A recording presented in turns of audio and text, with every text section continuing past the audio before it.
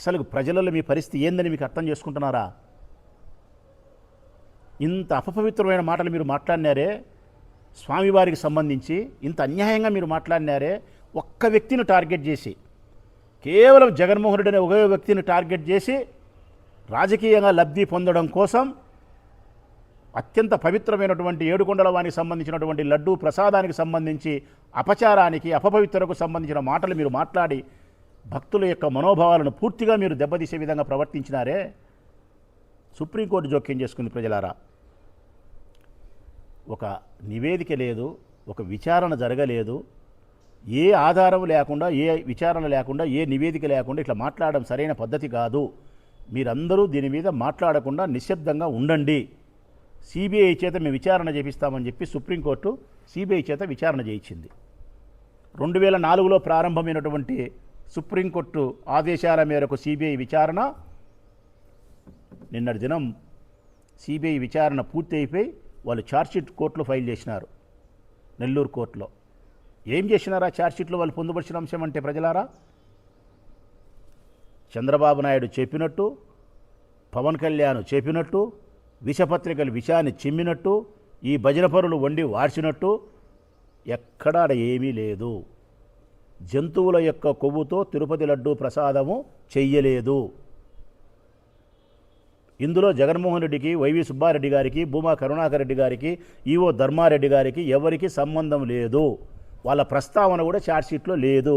ఒక్కచోట కూడా ఒక పేరులో వాళ్ళ అక్షరం కూడా ప్రస్తావించలే. పామాయిల్తో అంటే నెయ్యితో చేయాల్సిన లడ్డును నెయ్యి యొక్క నాణ్యత తగ్గి చేసినారని చెప్పి ఇచ్చినారు. జంతువుల కొవ్వు లేదని ఇచ్చినారు. మరి ఈరోజు సిబిఐ విచారణ చేసి జంతువుల యొక్క కొవ్వుతో లడ్డూ ప్రసాదం చేయలేదు, ఆ లడ్డు అపవిత్రం కాలేదు అని చెప్పి సిబిఐ ఛార్జ్షీట్లో కోర్టుకి ఇచ్చిన తర్వాత మీరు తలదీసి మొలలో పెట్టుకుంటారా అని అడుగుతున్న ముఖ్యమంత్రి గారిని, పవన్ కళ్యాణ్ను, ఈ విషపత్రికలను. నేను ఒక పొలిటికల్ పార్టీకి సంబంధించిన వ్యక్తిగా కాకుండా భగవంతుని పట్ల భక్తి కలిగినటువంటి ఒక భక్తునిగా చెప్తా ఉన్నా. నేను శివపార్వతుల పట్ల అచంచలమైన భక్తిభావాన్ని కలిగిన వాడిని, దేవుని పట్ల ఆరాధన కలిగిన వాడిని చెప్తా ఉన్నా. నేను ఇంత మనోభిప్రాయాలను దెబ్బతీసే విధంగా చంద్రబాబు నాయుడు రాజకీయ లబ్ధి కోసం మాట్లాడినాడే, పవన్ కళ్యాణ్ ఇట్లే మాట్లాడినాడే, విషపత్రికలు ఇట్లే విషయాన్ని చిమ్మినాయే, వీరికి శిక్ష లేదా? సుప్రీంకోర్టు, గౌరవ సుప్రీంకోర్టు వారుగా స్పందించాల్సినటువంటి బాధ్యత ఉందని చెప్పి నా విజ్ఞప్తి. వీరి మీద కేసులు నమోదు చేయాలా. ఒక్కరు కాదు కంప్లైంట్ ఇస్తానే ఈ పొద్దు వీళ్ళ మీద. ఒక నేరం జరిగితే దాని బాధితుడు ఒకడే ఇస్తాడు. ఇక్కడ 120 కోట్ల మంది హిందువులు కంప్లైంట్ చేస్తున్నారు వాళ్ళ మీద శిక్షించమని. సోషల్ మీడియాలో వాగిపోతుంది. నేను అభ్యర్థిస్తానా ఈ రాష్ట్ర హైకోర్టును కానీ, సుప్రీంకోర్టు వారి గారిని, గౌరవ సుప్రీంకోర్టు వారిని సిబిఐ చేత విచారణ చేయించి మా మనోభిప్రాయాన్ని బ్రతికించినందుకు, భగవంతుని పట్ల మా విశ్వాసాన్ని కాపాడినందుకు ధన్యవాదాలు.